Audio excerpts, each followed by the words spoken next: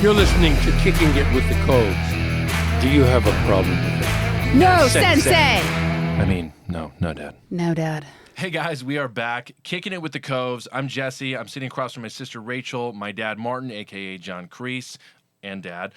We have an amazing guest on today that I'm personally excited about. I'm literally fanboying right now because this is one of my passions, music and movie soundtracks and movie scores. We have Leo Birenberg on with us, who is one of the composers for Cobra Kai. And Zach Robinson, who's his partner, who also created the music for Cobra Kai, is not with us today, but we've got one half of the creative, artistic music vision behind the show. And I mean, Dad, you've met Leo before, and you're also a huge fan of music. I mean, I grew up because of your, wisdom showing me movie scores from different films. Yeah, I think the music, people would say to me when I was very young, they'd say, "What kind of music do you like?" And I would always say rock and roll because I like to dance and go to dance contests and all. But my primary love was soundtracks, just always soundtracks. And we buy these soundtracks of these albums, and they have everything from Breakfast at Tiffany's to Sound of Music to just Ennio Morricone to the Italian Westerns. Sometimes people would try and reproduce the actual sound of how many people came up with The Good, the Bad, and the Ugly. Hugo Montenegro did the commercial, the one that made, that came out when the movie came out, but he wasn't Ennio Morricone. He wasn't as rich as Ennio Morricone. You are rich like Ennio Morricone. You have a gift, sir. I don't even know if I can accept that compliment because no. Ennio is the cream of the crop. He is as good as it gets. Yeah, and he's a fellow who did the Italian Westerns, but we've never seen all his work, just like I know we've never seen all of yours. Ennio Morricone scored 400 movies. Oh, yeah. And 100 of those maybe came to the United States. Right. And yet, The Untouchables, Mission, Fistful of Dollars, all that, Good, the Bad, and the Ugly. But, until you go into his background and you hear the music, I took all three writers to a concert of his that was held at the Gene Autry Museum. And, they got a chance to hear his music. And it was right after we heard your music. And it was because that's what inspired me to take them there. And they just loved it. And we compared so much of your talent to his. Leo, you've been with the show since season 1, correct? Since season 1, since the first notes. Dude, were you a fan of this stuff before? Yeah, Zach and I both, we're 90s kids more than 80s kids, although we're very into the 80s and Zach actually, especially before I even knew him, he had this kind of side music project called DAD that was basically just exploring 80s synthwave. Before that was cool, he was into the 80s before everyone else was into the 80s.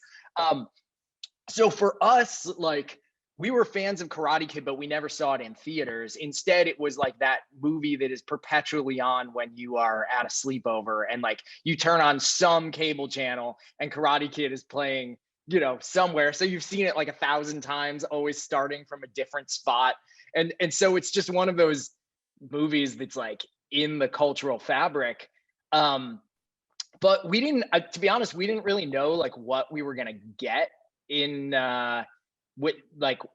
when we took our meeting for Cobra Kai, because we had seen something in the trades about it. And what jumped out to us was that it was a YouTube show, because we had just done a YouTube show and we were looking for another gig to do together. Zach and I probably do 50% of our stuff individually, and then 50% we come together, which is a really nice balance of it's just an awesome creative collaboration. We love it. And so we were looking for a gig to do together. And we were oh, hey, this is going to be on YouTube. And it's based on the Karate Kid. This sounds awesome. Let's just make a reel and send it into the ether and see what happens, which, as anyone listening who works in Hollywood knows, that never works. But somehow, somehow it ended up in front of John, Josh, and Hayden at the exact right time when they were we should look for a composer. And they sent us the script for the first episode and called us in. And it was then that we realized, like, oh my God, like Johnny and Daniel are back. Like we're changing, like everything is getting turned on its head. And in this like amazing shades of gray character development. And also just like the writing is incredible. And like so funny and smart. And so we would, it was really exciting to read that first script. And we went in and just clicked with the guys immediately. And so, yeah, we've been there since then, since August of 2017, I guess. I'm so a newbie with all of this. What I mean by that is I actually don't know the process at all for making scores or how you, yeah. And so I'm going to ask so many questions around this, but like my dad said, I mean, growing up, I mean, we would be in my dad's convertible listening to Lord of the Rings, or I mean, oh yeah, to the me too. Yes, literally, I listen to movie scores more than any music of, like, my entire library is like Hans Zimmer, Steve Jablonsky, like, oh yeah, all these amazing composers, like Ennio Morricone, of course, and just, you know, I listen to it in the gym, in the car. Yeah. It literally is the soundtrack of my life. It's funny because I listen to soundtracks all the time when I'm in nature, and it just enriches everything. Even if it's just classical, there's no words, but there's just instrument, there's just music. And it makes you feel like you're in a movie constantly. And I think that's the whole point of scores, is they're supposed to invoke and create an emotional experience with what you're watching. And you have to really know what you're doing to be able to do that. And to impact people in that way emotionally. So what is your process with that? Do you watch a scene first and then you break down what should go with that? Like what sound should go with that? It's a bit of a dealer's choice because everyone's process is a little different, and every project kind of throws you a different curveball and timeline that affects the process. But I would say the standard one, which actually we stick to pretty solidly on Cobra Kai, is when there is something that is watchable, a rough cut, a fine cut, like where you can really get a sense of the flow. Zach and I will sit down with John, Josh, and Hayden in the cutting room, or now on Zoom, and we watch the episode in a row. And basically stop after every scene and just discuss what it needs score-wise. A lot of the times there's temp music in there, which they will either quickly say like, yeah, this works okay, or we actually hate this, or, you know, every once in a while, they'll be like, hey, we like this a lot. And especially in like seasons 3 and 4, because we've like have so much music that has been written, an editor will like use the right theme for the right scene, and they'll be like, oh, we actually love how this plays. Can you just like open it up and tailor it a little more to the scene? So there's a fair amount of that too. And then we go away and start churning out music in our own way, which is a lot of kind of gut instinct divvying who's going to start what. And then we like trade all our files and just start piling on. It's really collaborative. And then we turn it back over to the showrunners, and they give us feedback, and we just go back and forth a couple times. That's kind of like a micro single episode version. When you go back and talk about like how were we gonna like approach Cobra Kai as a series, it's a little more heady because we had to kind of pitch our concept, which is this 80s throwback, extremely cinematic, kind of like a nod to various parts of like I would say the 80s cinematic tradition, but that's like a few different things, because you have the synthwave, you have the hair metal, and you also have like orchestra that is, you know, as busy and epic as you would find in some of these like Amblin 80s movies, you know, or that, you know, or in the Karate Kid. There's an orchestral tradition too, and we really wanted to encompass all of that because we thought it was necessary for the story. And so for us, like the first scene that was really important, and it was the first thing that we showed John, Josh, and Hayden, is season 1, episode 1, when Johnny beats up the kids in the parking lot. Because for us, like the tone of the whole show musically was going to get encompassed by that fight. There's a version where it's like Zach and I love and hate to play this game where we're like, let's imagine like some other composer having like scored that scene, or like what was in the I think the temp was like the Born Identity or something. It was too serious for the moment, because it's a serious moment, but what that type of score didn't do was provide like Johnny's lens to it. And the thing that we're always thinking about in every scene is like, whose lens are we looking through here? Because that's how you can inform the audience what emotion they should be picking up on. And so that scene was the first shot for us to be like, this is the music that Johnny hears in his head when he thinks he's being a badass. And like, this is the biggest example of that. And it's also going to kick off the entire story.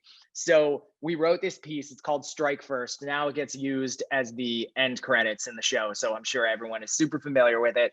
And that was kind of our thesis statement. And, you know, we wrote that, sent it off, and held our breath, and they loved it. So from there, we've just, we go pretty hard because we think we can get away with it.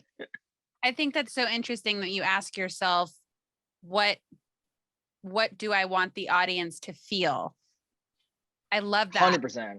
I love that. It reminded me, have you ever watched a show? Well, yes, that's a kind of ridiculous question because you did it for a living. But have you ever actually, there's an episode of Buffy the Vampire Slayer. I'm obsessed with Buffy the Vampire. So I know everything about that show. There was an episode they did where they didn't have any music for the entire episode. And they did that intentionally because it was the death of her mother on that show. And they wanted the audience to feel kind of this empty feeling. And it's just so interesting that music can impact us in that way. And it's such a huge part of what makes a film or a show. Like, you can't have Cobra Kai without the music. You just can't.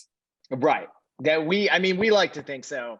But it is, you know, it's the show. What makes the show amazing, I think, is just like what a giant collaborative effort it is across the board from like every department. Like, everyone who works on it is so freaking into it. Like, it's awesome. And you don't find that on every show you work on.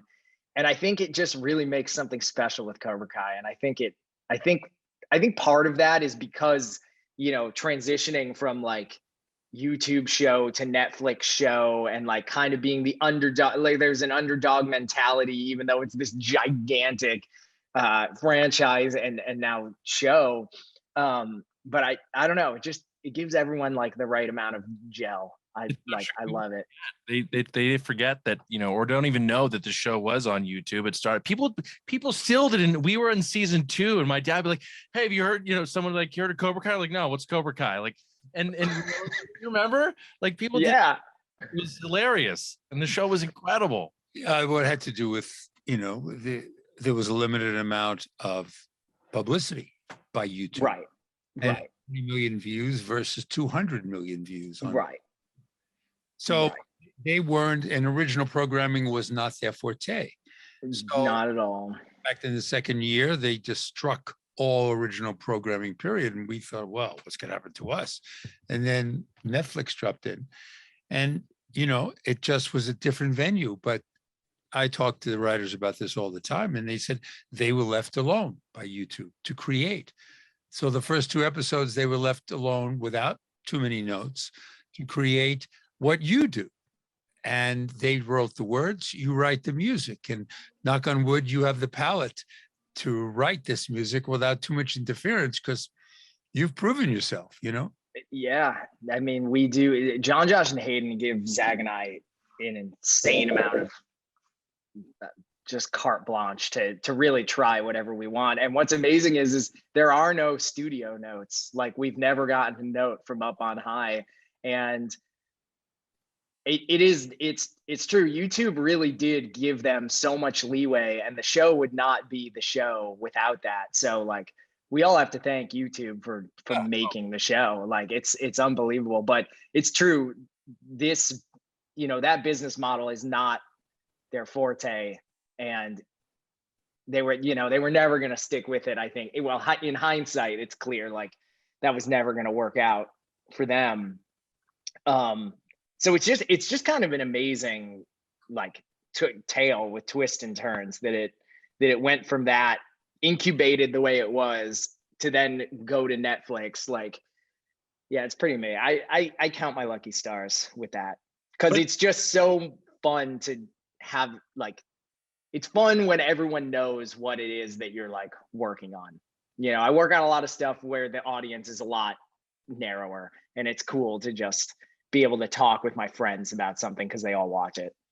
It has so much weight to it now. Like when you say Cobra Kai, it's like saying like Game of Thrones. It's oh yeah, anything. It's unbelievable. My favorite is on NFL broadcasts. The announcers are constantly making Cobra Kai jokes. Like there's at least one a week. And that's insane. That's awesome. It's crazy. Did you see the one where, who was it that he did in the huddle where he did the yes, strike for a strike? Who was that? Yeah, right. Yeah, it was so awesome.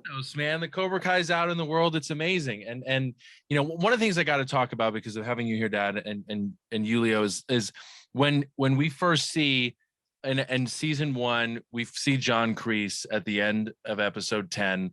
You know, you have that music that came in that we never heard that music throughout the entire season. It was like that. It had that little bit of like, you know, Western feel to it. You know, and I mean, it was again, like you creating the character of the music to serve, like you said, through the lens of what, you know, through him and Johnny. I mean, can you talk a little bit about that moment? Because that was a pretty absolutely, and it was the end of the season, setting up season 2.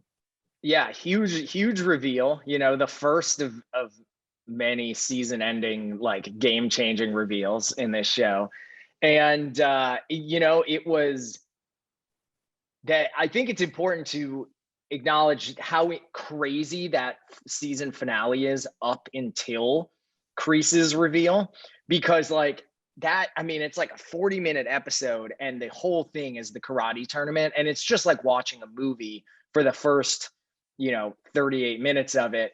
And then, you know, in the ultimate movie ending, you bring back like the big bad from Days of Yore in the flesh. And it was Hayden Schlossberg who said to Zach and I, like, you know, I think there's kind of like there's like a Western element here. Like, you know, he's not a cowboy, but there's something about the, I don't know, his swagger and his coming back from the dead cliffhanger that is just, it read Western to Hayden, and he wanted us to try to incorporate that. So that is kind of how two different parts of that, I think there's two parts of that like music that have become really important in the show since. One is the melody, which is a pretty simple, just like boom, boom, boom, boom, boom, boom. But when you do it on like a Western guitar, you know, it adds a ton of personality to it. And then the other thing is, and this I would say is, if anything is influenced by Ennio, it is this rhythm that goes bump, bump, bump, bump, bump. Oh. And we kind of do it on snare drums, and it's just the type of thing you find in that kind of old Italian Western film with like a really like something you can latch onto, recognizable rhythmic cell. And so that is kind of going along while that melody plays. And those two elements are basically what create the piece. And both of those are, you know, some of our top used material throughout the show. Like whenever Kreese is being menacing, you will hear that bump, bump, bump, bump, bump in increasingly muscular capacity, like the deeper we get into the show. How long typically do you have to make the music? We usually spend about 2 weeks on 2 episodes. I would say 10 to 14 days on 2 episodes. But the thing is they all kind of overlap, because like the thing about streaming TV is like there's no schedule. Like there is a schedule, but it's like not what a schedule should be. And so there's always a point in like the middle of the season where we're kind of working on 8 episodes at once, because we have kind of a long tail in terms of our music production process, because we record and mix everything in the show. There's a lot of TV shows that you know, if you don't actually record the orchestra too, you just make this kind of digital mock-up with all this, you know, my studio is just filled with software that emulates. Yeah, and you basically use the demo as the final product.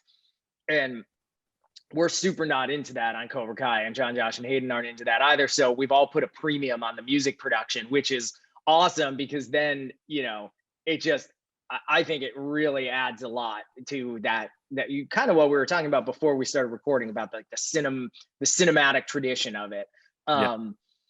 And so we record a full orchestra, 80-piece orchestra for every episode. We record drums, bass, guitars. We track a bunch of analog synths. We every once in a while we'll do something random, like get a bunch of taiko drums in a room and start banging them to like re-record some stuff we came up with. So we need to, there's always a point where like we will have finished mixing, and after that, all of that, our mixing engineer Phil takes it and mixes it. And so there's always a point where like we finish mixing and the dub is happening on like the first 2 episodes, while we are in the middle of mixing a 3 and 4, recording 5 and 6, and writing 7 and 8, like all at the same time.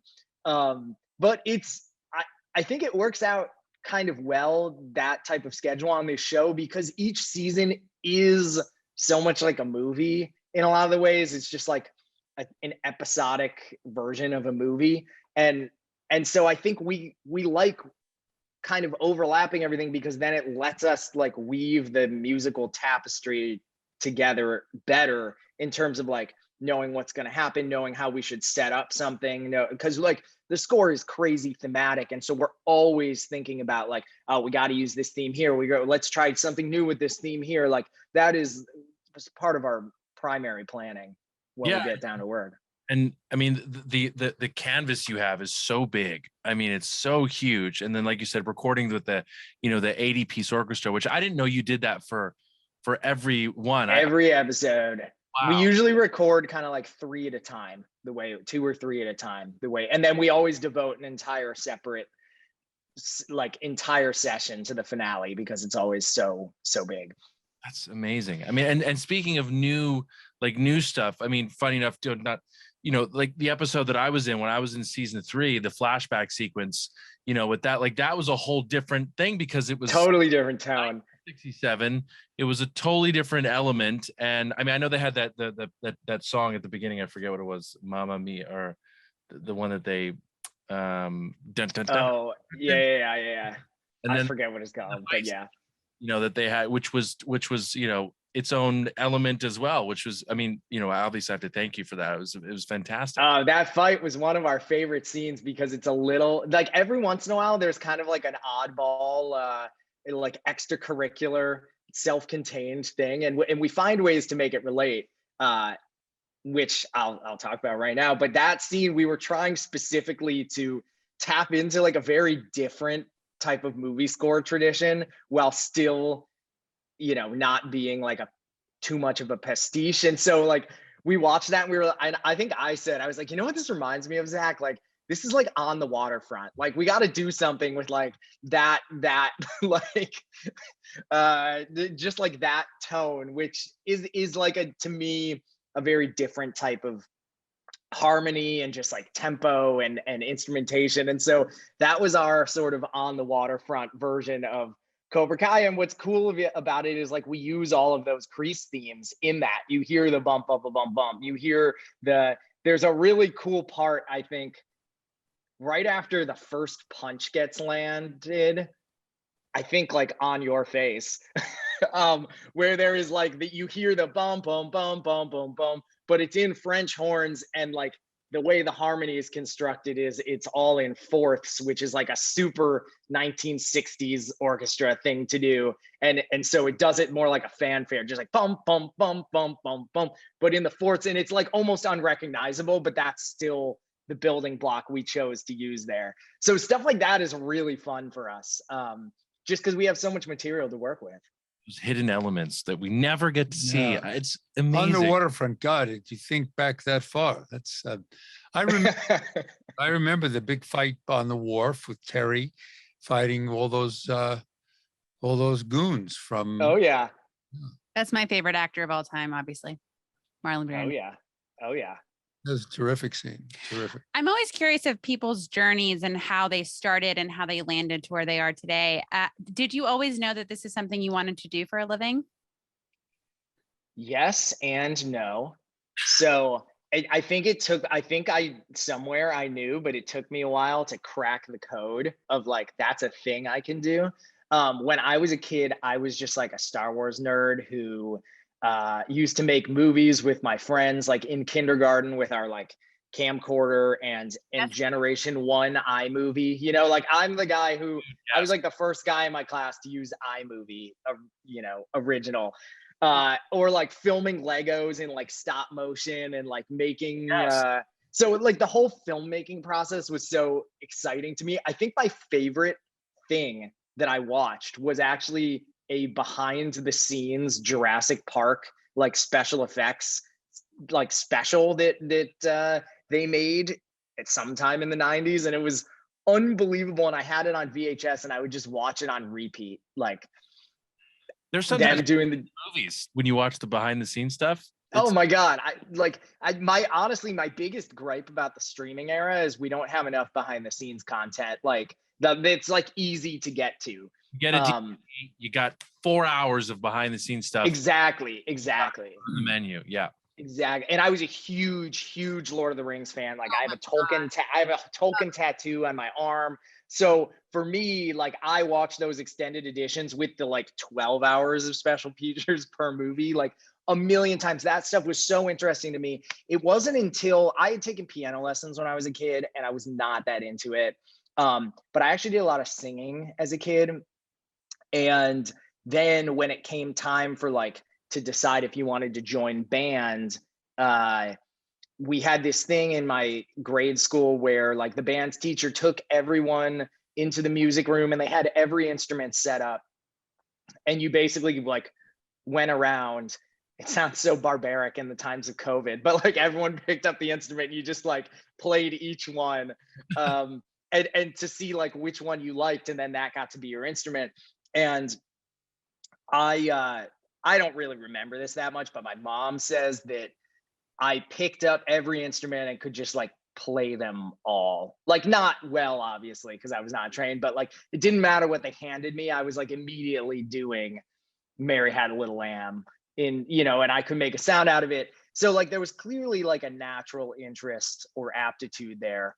And I think, and so then I grew up in this like bougie North Shore of Chicago. Like we, public schools that had like heavy arts programs. And so I just had like a lot of great resource in my disposal in terms of like band and jazz band and choir and being in musicals. And I was like doing that. I was like the band geek and the theater kid, like in one, torn between both worlds, which are very different. It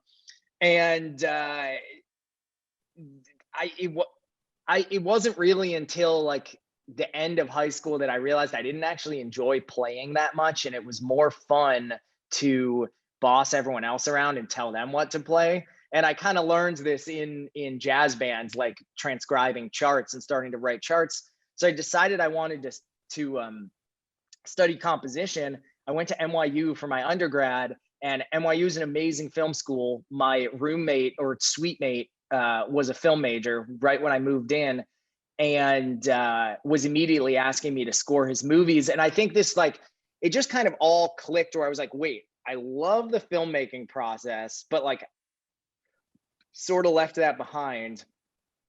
I love writing music. Like there's a way to combine this all into one job. So like I should obviously do that. That's beautiful to have all that. I mean, it's the dream, man. That is the dream. Did you enjoy characters like Dmitri Tiomkin and even Frankie Lane in that period of time, the Westerns, the early Tiomkin's amazing. Did he what is that movie about planes that he did? It's one of the best freaking scores I've ever heard. It's like my God. Well, I the can't believe Red River was one. Red River's amazing. Did he do High Noon also, Jonathan? Yeah. Yeah, I mean, yeah, High Noon is unbelievable melody. Just endless. I think, the music, I remember Gunfighter OK Corral with Kirk Douglas and Burt Oh Lancaster, yeah. 1957, just as good as Tombstone, Oh yeah. Is just so rich, and all that music of Frankie Lane. That was the kind of songs that I grew up with, as you're mentioning what you grew up with and what to do. I found it all so you can depict everything in your head. You wouldn't have to see a movie if the music was clean enough. If the music was specific enough, you can just close your eyes and envision the pictures. You can envision all of it. I remember making a small little 8-minute movie because I went to UCLA to a film school that John Milius taught. And it's lucky. It was great. He and I wow. Since. And, he did The Wind and the Lion, Apocalypse Now, The Red Dawn, Rough Riders, and wonderful, wonderful writer, director. And I remember seeing The Wind and the Lion, and your mother and I were married to the soundtrack of The Wind and the Lion, Sean Connery. And I just took the music so personal at that time. I was just, young actor come out to Hollywood, but the music was monumental to me. It was as effective for me to become an actor as the picture itself. The moving picture was maybe 60% and the music was 40, and sometimes they became 50-50, and so thank you for what you do, because that is as invaluable as the picture itself when you're making movies. That is a very meaningful compliment. Thank you. What I think is fascinating about everything you just said is thinking about that kind of relationship between the score and the picture, because they run in parallel. And even literally physically on old film, there's the way film is designed is like the audio is running parallel to the film strip.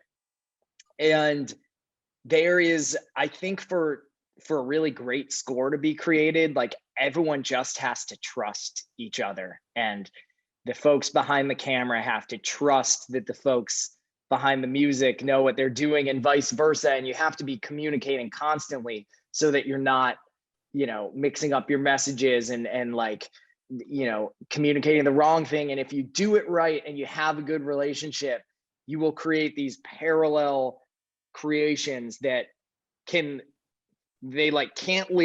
be created without each other, but then they can both live alone, because the other one is so like ingrained that if you're watching the picture, you'll hear the music, and if you're listening to the music, you'll see the picture. It's like this beautiful symbiotic relationship. And I think that's why people get so excited about film scores, is like it's really like there's not a lot of other disciplines where it's like integral to the art form and can also live outside of it. You can perform, you can't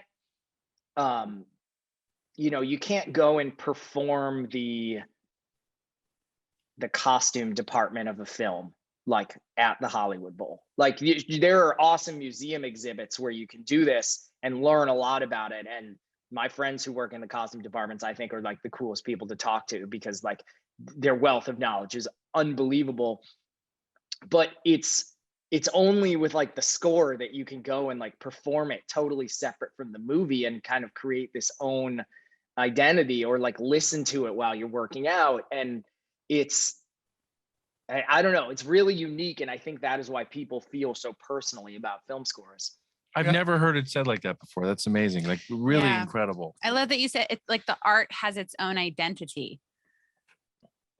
Like that is Yeah. And I think like a lot of film composers might tell you, or like, the difference between good and bad film music, I think is, one, just like discriminating taste. Like you have to make the right decisions when you're asked to make decisions. But like, I think it's like keeping an eye on the ball and making sure that you're always servicing the picture, and then also making the music as good as it can be. And if you try to just make the music as good as it can be, you won't service the picture enough, and your score will probably be a failure. And if you try to service the picture at the expense, kind of and then act a little lazy towards the music and be like, oh, well, it's getting the job done, it's doing everything while you're watching the movie, but then it has no identity of its own, it's also a failure. And so a really good one has got to survive both tests. I think the epitome of that, it's interesting you say that, has its own identity and yet still fits into the piece of still fits into the film, is what Basil Polidorus did with Conan. Oh yeah. That music of Conan, you can listen to it separately and you know where it goes.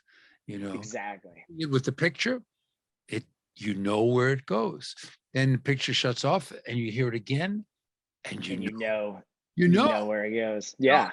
It's exactly what you said. It is the specificity of the musical moment that, if done correctly, can fit into exactly the time and space you want it to fit in visually.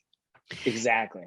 It reminds me, it's like the Pirates of the Caribbean? No, soundtrack, because we just watched Lord of the Rings 3. Christmas Day, we were watching the extended Oh my version. God. Good. That's exactly what everyone should do on Christmas. It's what everyone should do. Probably one of my favorite movies, I think, ever is Return of the Oh, me too. I mean, I saw Fellowship 8 times in theaters. I've spent 24 hours of my life watching that movie in a theater. Like I love those movies. And the soundtracks you can listen down to the soundtrack and just play the whole movie in your head. It's unbelievable. And there was that part where it makes me emotional. I cry at everything. Thanks, Dad, because you cry at everything too. He's always said it. I market openings, but there's that part where Gandalf, like you think that they're all going to be killed. And you think it's the end, and then Gandalf comes in, and they're all riding down the mountain, or they're orcs, or what are they called? The flying dragon-looking things. Oh, the Nazgul. And then all of a sudden, you see him shine his light, and it's he's riding towards Minas Tirith, and shining his staff, and he blinds them. Oh man, incredible. But you're right. It's like, I think Minas Tirith. I mean, I can listen to this to the Cobra Kai soundtrack without I don't have to watch the show, and it's so moving in my body. Like I feel it so deeply within my soul, and I think like that's how it's good, when your soul is just so deeply affected by what you're hearing. You get chills. You literally feel it. Like it's so true. I mean, I'm glad you said that, because I wanted to bring this up.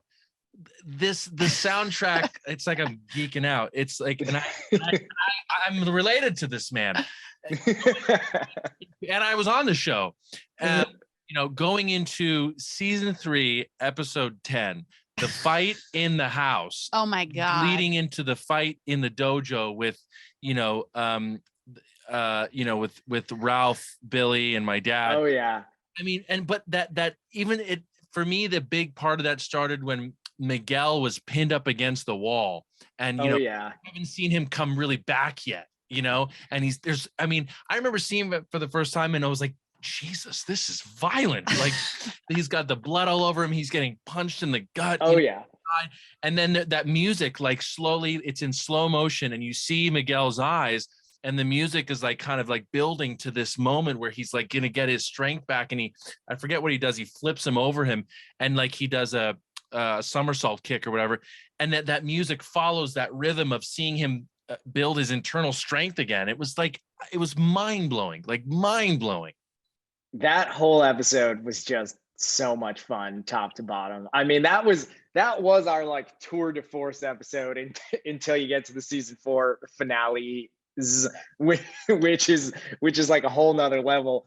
That Miguel piece, that's for anyone listening, that's a track on the album called Call of the Cobra. God, I'm writing that down. And that's good. That's a good one. We've got like the whole choir in there. Yeah, we did a bunch of choir stuff. There's like that's right. You have the choir in there, that beautiful, like it's like that slow choir. Like you think he's gonna fail or die, and then it builds up again. It was perfection, man. Sorry, I interrupt a lot. I'm working on No, you go. No, it was so, you and Jesse are so similar because when you were talking about being that kid filming the Legos and Did that we was just Jesse. become best friends? Yeah. I think so. I mean, you got into Loxa. Do you remember? I don't know if you're from Los Angeles. No, you're not. You're not from Los Angeles. You said Chicago. No, Yeah. I grew up in Chicago.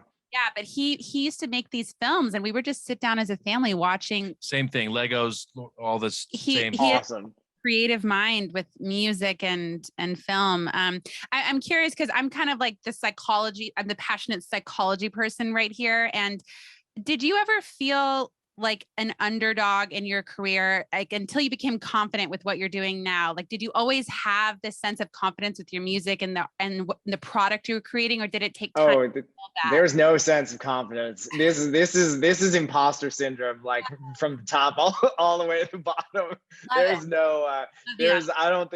think, man, it's funny because like when I've just always like thought, like looking at composers older than me, that like everyone is just like wrecked with insecurity and like we're a bunch of head cases, and I've never like, and the more into my career I get, like the more I understand that it's just like I don't think it ever goes away. I think we're always just like stressed and insecure, and I think that's what makes us write good music when what we write is good, because like you're just trying so hard to like not be a failure. What is it? Hans Zimmer perform? He performs with what? He's drinking cocktails on stage, or yeah, right? I mean, he's just rocking and rolling whatever he's doing. That I mean, I guess he's made it. He's made it. Yeah, but it's funny. It's funny. That guy's made it. Yeah. It's funny you say that because I was just watching this Netflix documentary on a really famous musical producer, and it made me laugh so hard because he has won every award possible. He has helped every musician become who they are. And I heard him say something like, well, on Tuesdays, I wake up thinking I'm useless. On Thursdays, I wake up, I've done nothing with my life and I'm an absolute failure. And then on Saturdays, I feel like I probably know a little bit about what I'm doing. This is, I relate to that so much. I do like too. That is every day. I don't think that's specific to music necessarily, but for whatever reason, it seems to come out a lot with musicians. But you are a musical Jedi. Yeah, I hope you take that in. Yeah, like it's. Well, thank you. And I listen to all of them the same as you. Like it's incredible. I still didn't feel like we finished talking about season 3, episode 10. I'm still. Oh yeah, we can go back. That's the takeover of the That's dojo. you and John. You fighting, Johnny, and I mean that whole sequence. That's like some of the best 12 minutes of. I mean, well, first of all, the performances are so great. What? I heard the Star Wars elements in it. The whole. Because the story just gets so, like, it's just that level of dramaturgy, and so you need to acknowledge that with the kind of symphonic style that is associated with Star Wars. It kind of goes back to what I was saying before on how we've set up like so many themes for every character in dojo and karate style and emotion. And so when you get a spot where all the characters are together in like the most heightened conflict, you are like making all the themes interact with each other and, putting them in counterpoint and like playing them backwards and upside down. And what you get when you do all that is you get Star Wars, because that's the tradition of way that music is written. Heavy orchestra, lots of themes developing. And so, yeah, I mean, that was a blast to do. We were and then, Star Wars last night because we were, all of us with the little 4-year-old, Rachel's 4-year-old child and my grandson, we were playing Nerf guns. Jesse had bought we had a massive Nerf gun fight in the house, and what did I do? I told Alexa to play the theme song to play Star Wars while we were doing this on full blast. Genius move. Screaming music, but as you say, parts of that soundtrack, all we know is basically the intro, and it keeps ritatativ. Right. And he keeps, put variations of a theme throughout the whole piece. But when you listen to the whole soundtrack, it is so rich, so developmentally conscious of every character it's incredible. And that's what I was doing. We had big nerve guns, repeating machine guns. We had guns that shoot. It was endless. And the three of us of just shooting at each other but the music enhanced the experience of the Nerf gun. Yeah. The music enhanced the shooting. It just was fantastic. But it was not the basic, just the soundtrack, the early part of Star Wars. It was as it got into the depth of the movie, the depth of the characters. And I had to stop and I said, I have heard this a million times. This is like so rich when you can hear it again and again and again. And we envisioned the movie that we were shooting at each other in the movie, you know? And that's what happened to us when we got, you know, like you, I'm sure, obviously, you know, but we got screeners of season 3 before it would, and we have a huge, like, you know, theater system that we have in the house, and we watched it for the first time. I mean, I've lived this, you know, obviously, you know, Kreese is my dad, right? Reality and life. And when we watched that episode for the first time, season 3, episode 10, I mean, and the music accompanied with everything that was going on between, you know, Tanner and Billy and Ralph and my dad, all in that dojo. And then the flashback scene was just, I mean, we literally jumped. I was jumping up and down because it was so energetic, and it was so, the music was, I mean, it was out of this world. It like just took me right out of life and put me into what was going on. And then, you know, the music going back into the Vietnam stuff, you know, with Barrett Carnahan, who plays young Creed, that whole thing. I mean, all of that together, like you said, with the music, I mean, it was so powerful and so moving. I mean, without the music that you did for that whole sequence, I mean, it would have really just been, you know, would have been nowhere near what it was. Well, thank you. It was a blast to write. It was just so fun. It was one of. What did you when you first saw the dailies, when Ralph and I careened through the glass? What came to your mind? The kind of music that came to your mind at that moment? Well, I'll tell you what there's a huge build there, but it's kind of like a build off of. There's a few spots in that giant, like, what is it, 10, 12-minute sequence where there's like a bit of a shift in tone and the material changes. You know, the opening is very, it's got this like, I don't know, erotic allure to it almost, while you were like sweet talking Johnny across the room. And then it goes into a very Cobra Kai-esque orchestra with like guitar, bass, and drums rocking out.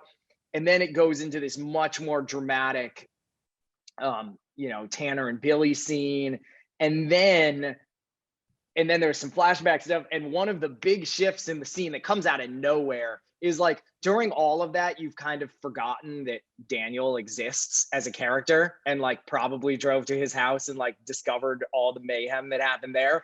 And so when he comes in and kicks you, there's like a huge shift in the music, and you hear the Miyagi-Do like fight theme, which goes like bum bum bum bum bum, and then it like builds into this thing where that is playing, but also some material with your characters playing, and actually there's choir in there that is also going like it's Kia, like the ghosts of the Cobra Kai dojo past, like chanting in the background. And so that builds and builds and builds up until that glass blow, which is like, man, I love whenever they break a window in this show, it means something huge has happened. Like earlier in the episode when they throw Bert through the window, and then like here it's like, oh, now we're going through the dojo wall. Like, awesome.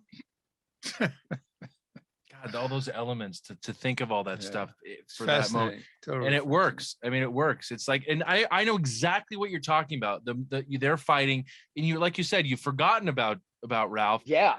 Comes in and it's like, you know, it's like the Avengers assembly. Like it's like exactly swooping in, and you forgot that he was around, and he comes in, and it's just like it's just so perfect. I mean, it's literally like you're just fanboying out. I mean, how you put all that together, and also when they have that interaction between, you know, Billy, my dad, and Tanner, and he's like, you know, 3 generations of Cobra Kai. Darth Vader talking to Luke. Oh yeah, it's amazing. And you know, it's just all, and that music again, it's just all, it's so specific, and it's amazing that you're able to to put that out there and it to have the feelings that it does for us. I mean, it's just so heightened. You can tell my energy is like through the roof right now. I love it. Okay, Jess. Okay. It's just amazing. I love it. Not a lot of people really understand like what goes into like what he just explained. Like even just those little Aitzkia, the little ghosts of, you know, people like, oh my God, that's right, they were there. That's why I felt so good when I watched it or whatever, you know? Exactly. We are always trying to come up with like, you know, stuff. We try to make the best product we can for this show because it deserves it. And so we leave no stone unturned when we are kind of brainstorming how to approach these scenes. And you guys have had some great stuff. You've had the cassette tapes come out. You've had come out. You've actually done a live performance, didn't you? Live performance. We did a show at the Whiskey in Los Angeles. That was a total blast because a lot of the score performs quite well because it is for like an 80s, you know, prog rock, hair metal, you know, jam band. And so it was actually a lot of fun to we spent like a couple months kind of prepping for that show because we were between seasons and we had to find some ways to extend some of the score cues in the show because, you know, the show is only a quote unquote 30 half hour, even though they often run longer. And so a lot of the music starts and stops are pretty brief. And so we'll get, you know, after years of getting DMs from people being like, can you make an extended version of Quiver? Like it's my favorite piece, but it's not long enough, so I can't work out to it. And we were like, okay, well, we're gonna go perform Quiver live. Like we need to make it like a 3-minute piece. So we made the extended version of Quiver. And then when we started working on the next season, season 3, suddenly we had all this extra material to work with that we had worked out in the off season, as we call it. And we, you know, that goes for like a couple different themes. It really actually informed us a lot about our own like music and what we could do with it and new ways we could try things and new harmonies under the same melody. And we took all that and then brought it to the show. We also played this film music festival in Spain, which they have a big film music festival in Malaga every year. And in Spain, they're big Cobra Kai fans. So they invited us to go play that. And so we played the same show there with a Spanish band. It was a freaking blast. You know, I don't know if it's official yet, but we're talking to them again about maybe a repeat. So I think once it's easier to play live music, you guys got to come. Malaga is very close to Almeria. And Almeria, we missed going to Almeria when I was with your mother. We toured Spain. Almeria is where they shot the Italian Westerns. And Malaga is the big city right near Almeria. Right. I'll join you in Malaga in this drop of a hat. Kreese will play something on the stage. Yeah, I'll play the flute. Amazing. I mean, we would love that. You are always welcome to come by and play some flute. Thank you. Even watching you live doing like recording I mean, that's a whole thing on its own. Would be incredible to like watch again. More behind the scenes stuff that I wish. I know.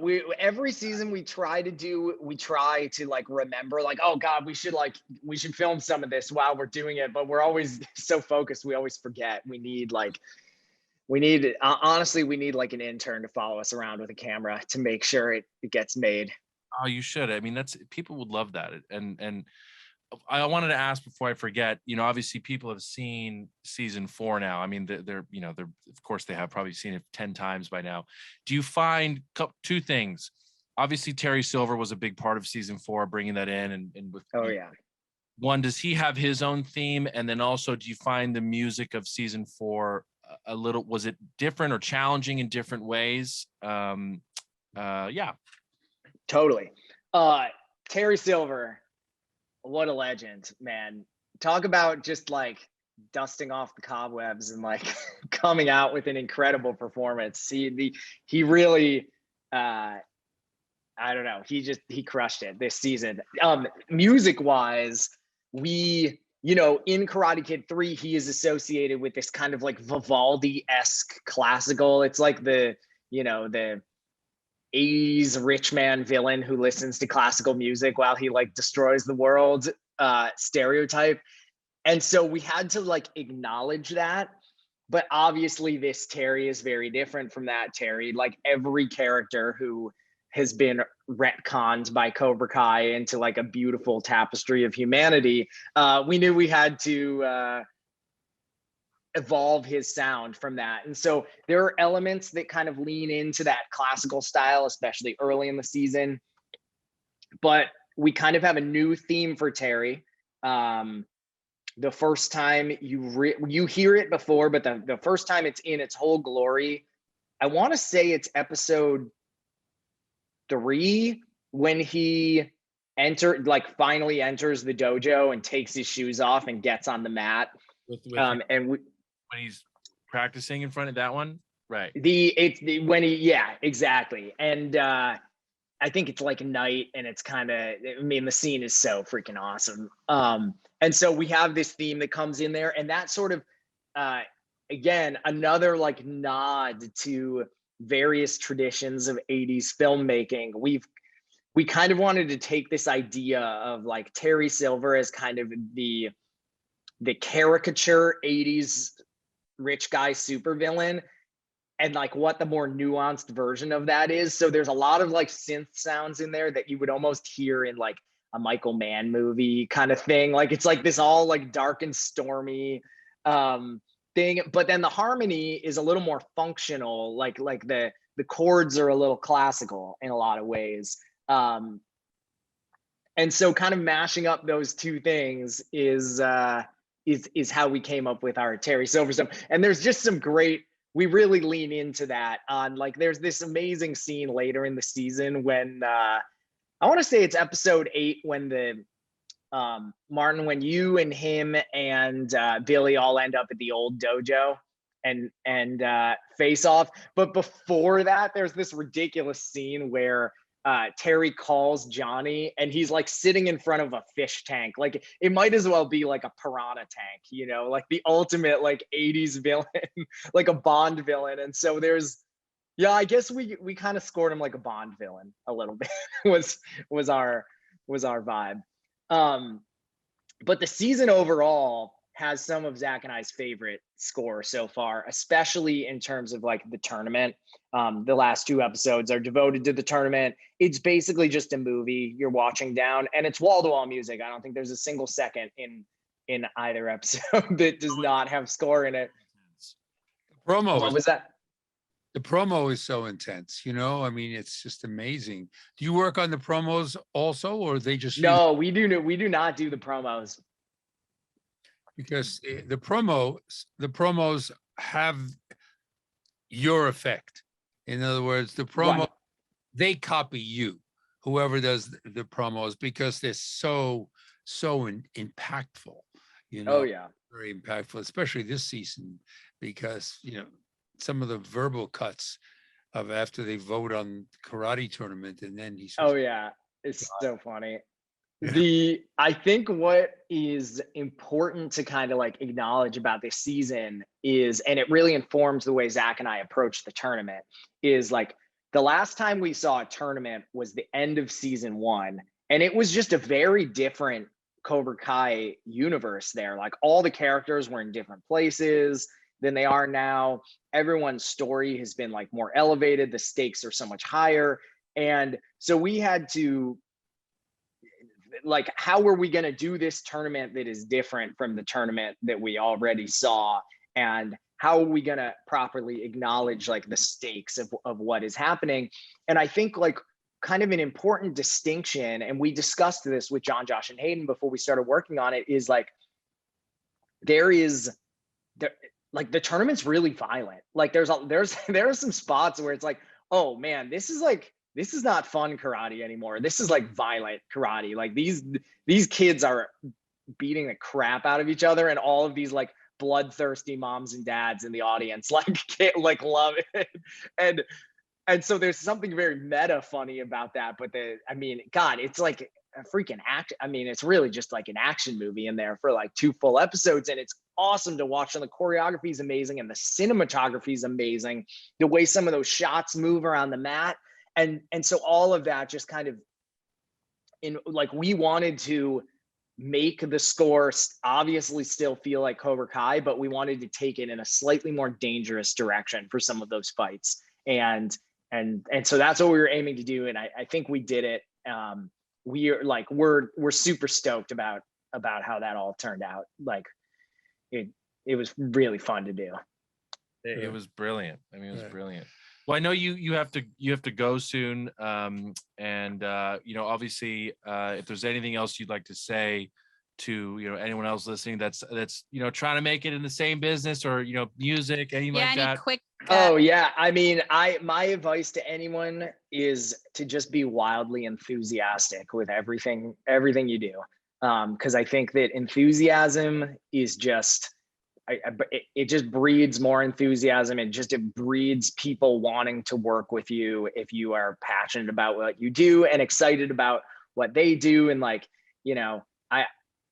I just remembered like, my first jobs in the industry when I was just like a lowly studio assistant being asked to make coffee, and like, man, I really worked hard on those coffees to make them taste great. And it's just because like, it's less about trying to like curry favor and more about just trying to put your like positive energy in the air so that people will then trust you with more stuff. And I think that is, I don't know, that's how you make it in Hollywood. Just be enthusiastic.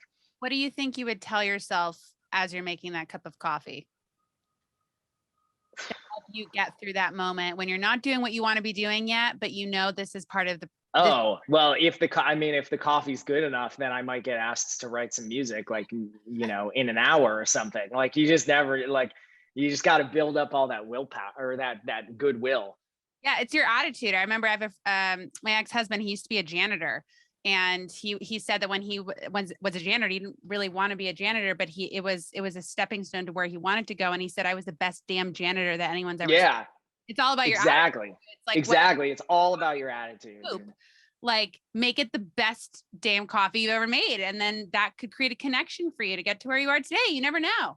Hollywood is totally a people business, and it will always be a people business. Even, it's easy to trick yourself into thinking it's not a people business when you sit in a dark room and write music, especially like during a pandemic where like you're not having as many meetings in person. But it's always going to be a people business. People like to work with their peers and people who they like to hang out with. That is how relationships get made, creative relationships get made. And so, just I guess it's the don't be an asshole rule, except like literally the opposite of that, which is like, don't just not be an asshole, be enthusiastic. Love that. Be enthusiastic. It's great. Great tip and tool. Leo, I'm coming in your life and we're going to nerd out. And let's nerd out. Let's do it. I would love that. We're going to invite you to the next Nerf war. Yeah. That I would very much like. I feel like I've got some skills that have been that have been brumating for decades that need to come out. It's actually really fun and good for anger management. You're just like, yeah. Oh yeah. And some of these Nerf guns, you have to wear a mask. Yeah, they hurt. They hurt. we shoot one long shot from the bedroom all the way through the living room. It's 100 feet, 200 feet. It hurts. Oh man. So, it's like an audition process. That's all. You got to make it good. Well, thank you. Yeah. Leo. This has been so much fun. Thank you guys. Thank you guys for having me. It was a really special treat. We will see you back Absolutely. in LA, and can't wait to have you on again, and we'll chat more soon, but I'll see you in person. Awesome. I'll see you guys soon. Yourself, Enyo. Good to talk to you. Good to talk to you.